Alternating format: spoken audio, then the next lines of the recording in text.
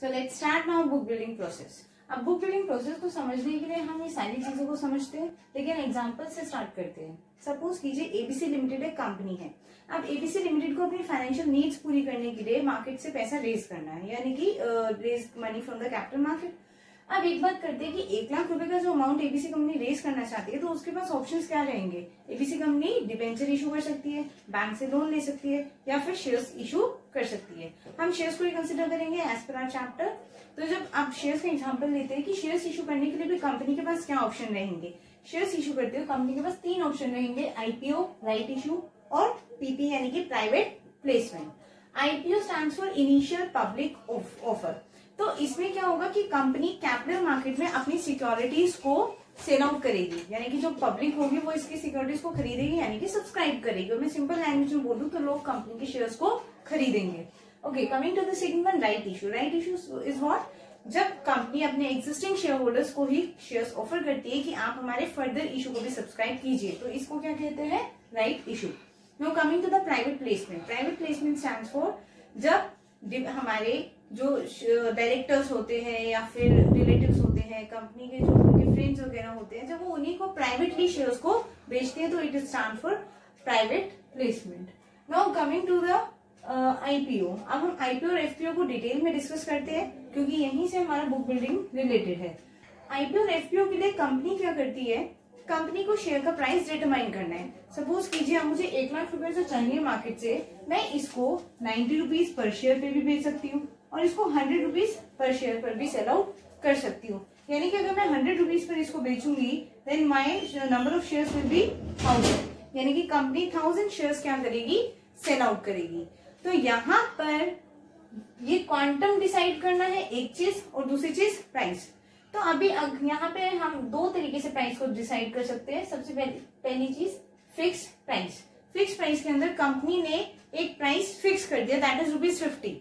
अब कंपनी अपना शेयर क्या करेगी, 50 रुपए पर पब्लिक को सेल करेगी। Fix price method. ओके, ये हम डिस्कस कर चुके हैं।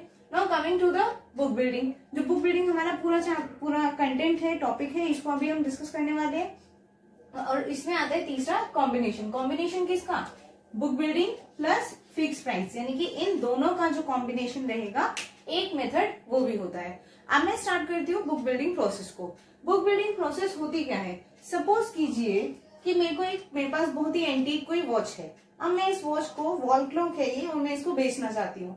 अब मैंने कहा कि इसको पब्लिक ऑक्शन में रख दिया। अब जो लोग बिडिंग करेंगे मैं उनको इसको सेल आउट करूंगी। अब बिडिंग करने वालों ने, किसी ने अमाउंट रखा 1000, किसी ने बिड लगाई 5000 की, और किसी ने बिड करी 3000 की।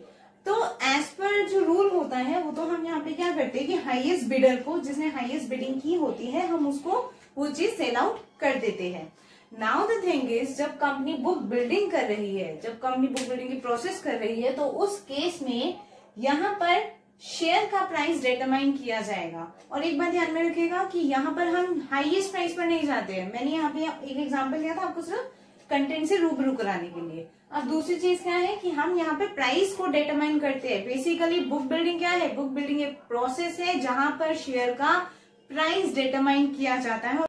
सो बुक बिल्डिंग प्रोसेस को समझते हैं। यहाँ पर मुझे एक वॉच को जब बेचना था, तो यहाँ पे बिडिंग आई और मैंने हाईएस्ट बिडर को वॉच दे दी। अब मैं बुक बिल्डिंग में क्या करना चाहती हूँ, बुक बिल्डिंग से मुझे 2 चीजें पता चलेगी। पहली चीज शेयर का प्राइस, और दूसरी चीज नंबर ऑफ शेयर्स। तो यानी कि शेयर्स का क्वांटम और शेयर का प्राइस, वो कैसे डिसाइड होगा, बुक बिल्डिंग प्रोसेस के थ्रू। अब एक छोटी सी समरी समझते हैं कि ये प्रोसेस स्टार्ट कैसे होता है, एंड कहाँ पर होता है। अब बुक बिल्डिंग प्रोसेस में क्या होता है, एक होता है BRLM। अब बुक बिल्डिंग प्रोसेस का सिनेरियो समझते हैं कि बुक बिल्डिंग प्रोसेस स्टार्ट कहाँ से होती है और एंड कहाँ पर होती है। अब कंपनी क्या करती है, कंपनी एक BRLM के साथ टाई अप करती है। BRLM stands for book running lead manager.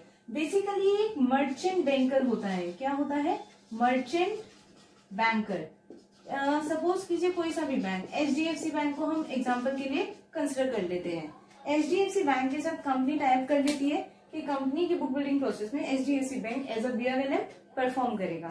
अब ये BRLM की ड्यूटी क्या रहेगी, ये BRLM 5 डेज के लिए बुक को ओपन रखेगा, जिसके अंदर जो पार्टिसिपेंट्स होंगे वो क्या करेंगे, बिड कम एप्लीकेशन फॉर्म को फिल करते हैं, और उसके अंदर वो 3 ऑप्शनल बिड्स को कंसिडर कर सकते हैं। सपोज कीजिए कि अगर मैं किसी कंपनी में एज अ बिडर इन्वेस्ट करना चाहती हूँ तो मेरे पास 3 ऑप्शन रहेंगे। उसके प्राइस बैंड के अंदर अंदर मैं यहाँ तक कुछ प्राइजेस 3 प्राइजेस को वहां पे एज अ ऑप्शन दे सकती हूँ, एज अ बिड दे सकती हूँ। आप कुछ टर्म्स को समझते हैं। देखिए सबसे पहली टर्म आती है प्राइस बैंड। अगर मैं प्राइस बैंड की बात करूं तो एक एग्जांपल देखिए कि 48 से लेकर के 55 तक के बीच में बिडिंग हो सकती है। ठीक है, पहले 48 को समझना ज्यादा जरूरी है। That is our floor price. Floor price क्या है? ये मिनिमम प्राइस है, इससे कम पर कंपनी अपना शेयर इशू नहीं करेगी। तो इसका मतलब जो बिडिंग के प्राइस होंगे वो इससे ज्यादा होंगे। ठीक है, और ये बिडिंग प्राइस 55 से हाईएस्ट नहीं जाएगा। ये प्राइस भी कंपनी ने डिटरमाइन कर दिया। तो अब एक बात आती है कि 48 इज आवर फ्लोर प्राइस और 48 से 55 जो है ये टर्म, इसको हम क्या कहेंगे? Price band. अब बात आती है बिड। बिड क्या है? सपोज कीजिए यहाँ पे मैंने आपको एबीसी 3 ऑप्शंस अपने एग्जांपल के तौर पर दिए थे।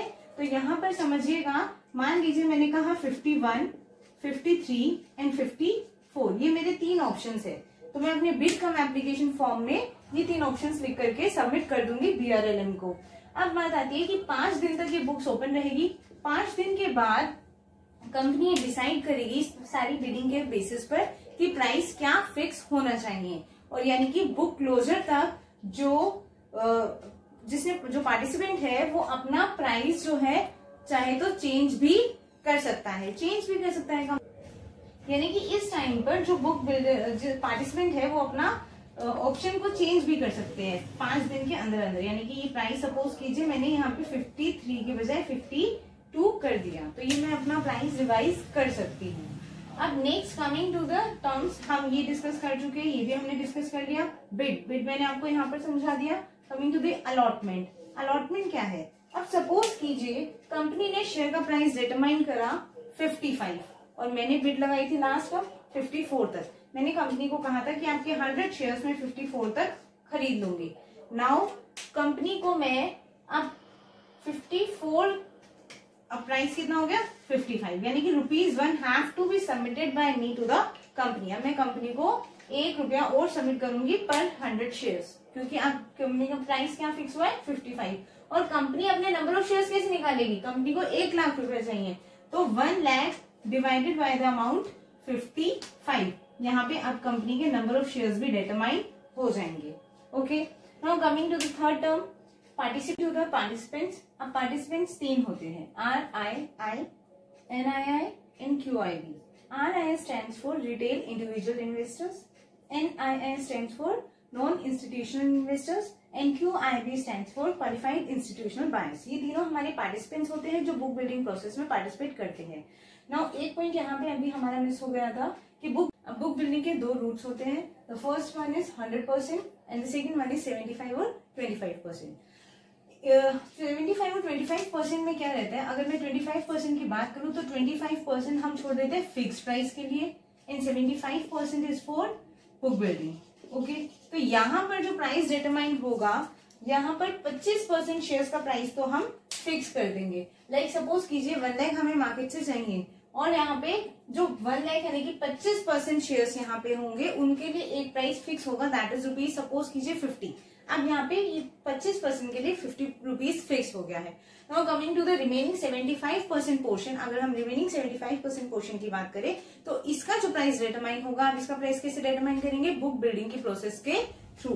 Now coming to the 100% book building, यहाँ पे भी 2 एस्पेक्ट्स होते हैं, एक तो 100% और एक 75%। अब 100% सीधा सीधा बुक बिल्डिंग का ही कर रहे हैं, सीधा सीधा आपने क्या करा? इन तीनों को ही अलाउ करा। लेकिन अगर मैं कहती हूँ कि 75% इन लोगों को मिलेगा और 25% जो है हम पब्लिक को ऑफर कर देते हैं, तो जब हम 25% पब्लिक को ऑफर कर रहे हैं, लेकिन उसका भी प्राइस डिटरमाइन कैसे होगा? बुक बिल्डिंग के through.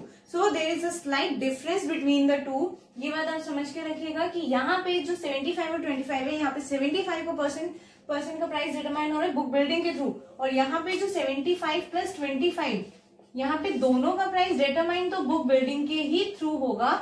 But the thing is कि जो 25% है वो हम अपने इन पार्टिसिपेंट्स के बजाय जनरल पब्लिक को ऑफर करेंगे। Now coming to the process of book building. Let's start now book building process. अभी तक हमने बुक बिल्डिंग का मीनिंग डिस्कस कर लिया है, उसके बाद हमने उसके रूट्स डिस्कस कर लिए, उसका मेथड डिस्कस कर लिया है, उसके साथ जो टर्म्स एसोसिएटेड है वो भी हम डिस्कस कर चुके हैं। यानी कि अब हमें बुक बिल्डिंग का बेसिक्स तो पता चल गया है। अब हम बुक बिल्डिंग प्रोसेस को स्टार्ट करते हैं कि बुक बिल्डिंग प्रोसेस शुरू कहाँ से होती है और एंड कहाँ पर होती है। ऑल्दो मैंने अपने नोट्स में आपको बुक बिल्डिंग प्रोसेस का एक चार्ट प्रोवाइड कर दिया है। यहाँ पर अब आते हैं, स्टार्टिंग करते हैं कि नॉमिनेट BRLM। ये मैं कंपनी के एस्पेक्ट से आपको पढ़ा रही हूँ कि कंपनी क्या करती है, पहले अपना BRLM नॉमिनेट करेगी। बुक रनिंग लीड मैनेजर, अभी मैंने आपको समझाया भी था कि मर्चेंट बैंकर जो होता है वो हमारा बुक रनिंग लीड मैनेजर होता है। इसके साथ कंपनी एसोसिएट होकर के अपनी बुक रनिंग प्रोसेस को, बुक बिल्डिंग प्रोसेस को स्टार्ट करती है। फिर कंपनी अपॉइंट करती है सिंडिकेट मेंबर्स को।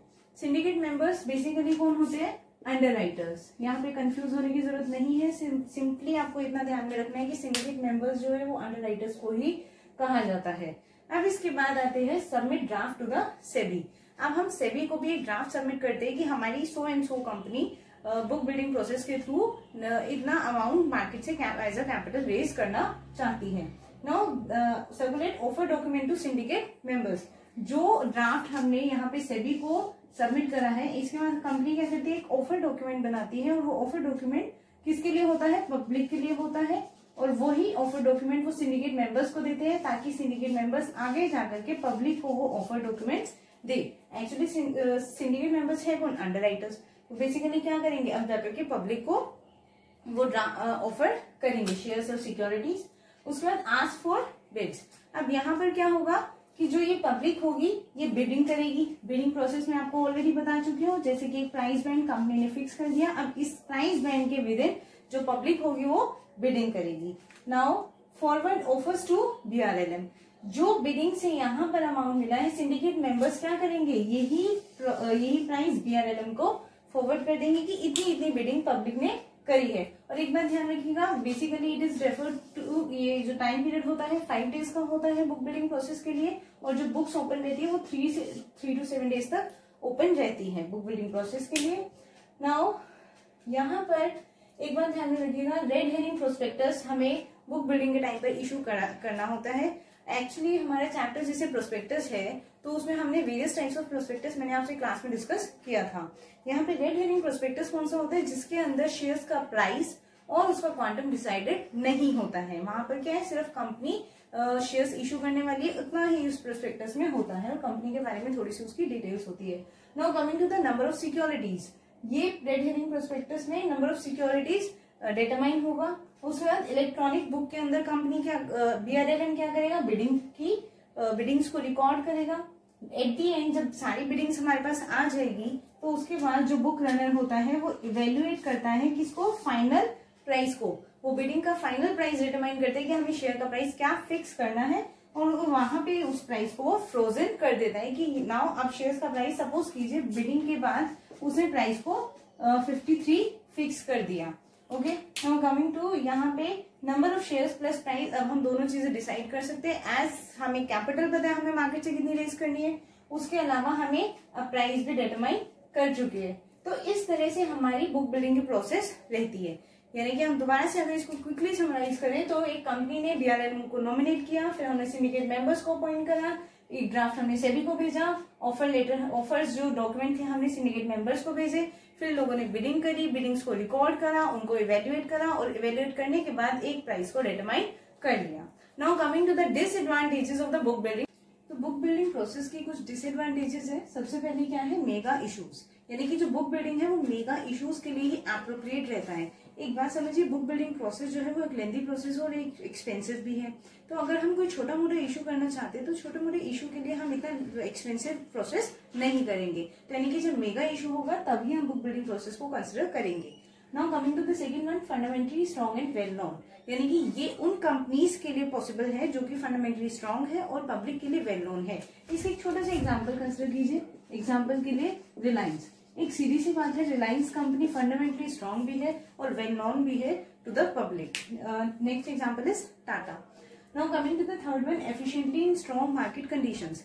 बुक बिल्डिंग प्रोसेस वहीं पे वर्कआउट करती है जहां पे मार्केट कंडीशंस एफिशिएंटली स्ट्रॉन्ग हो, यानी कि जहां पर सेबी एक्टिव हो, यानी कि जिस कंट्री की सिक्योरिटीज बोर्ड एक्सचेंज जो है वो एक्टिव रहे, जिस कंट्री के जो लोग हैं वो एक्टिव रहे।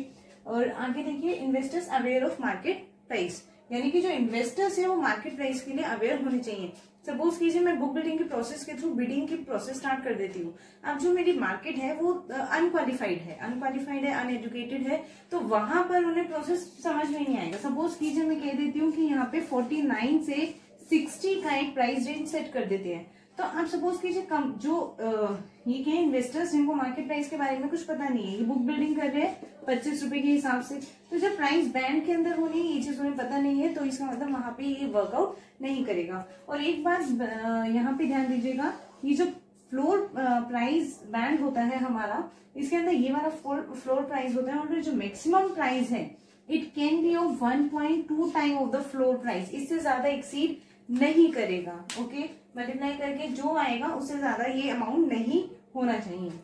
Coming to the fifth one is possibility of price rigging. Price rigging means price में हेराफेरी की जा सकती है, तो ये पॉसिबल यहाँ पर इसकी पॉसिबिलिटी रहती है, तो इसीलिए भी ये इसके क्या है डिसएडवांटेज है।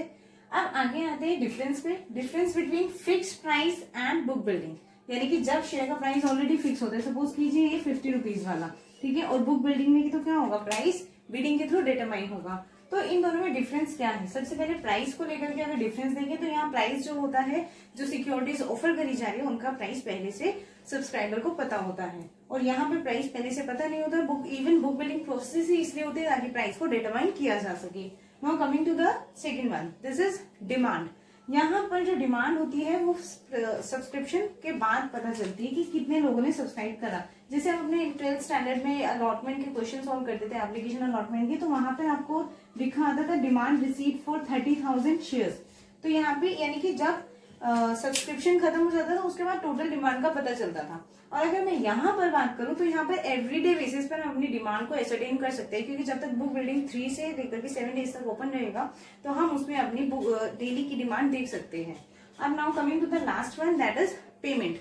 अब अगर मैं पेमेंट की बात करूं तो यहाँ पर पेमेंट कब होती है? पहले होती है जब आप एप्लीकेशन मनी पे करते हो, और यहाँ पर पेमेंट कब होती है? बाद में, जब प्राइस उसका डिटरमाइन हो जाता है। तो ये डिफरेंस है बिटवीन नॉर्मल जो एक फिक्स प्राइस मेथड होता है या फिर दूसरा जो बुक बिल्डिंग होती है। तो इसी के साथ हमारी बुक बिल्डिंग प्रोसेस यहाँ पे खत्म होती है। अब आई होप आपको ये क्लियर रहा होगा।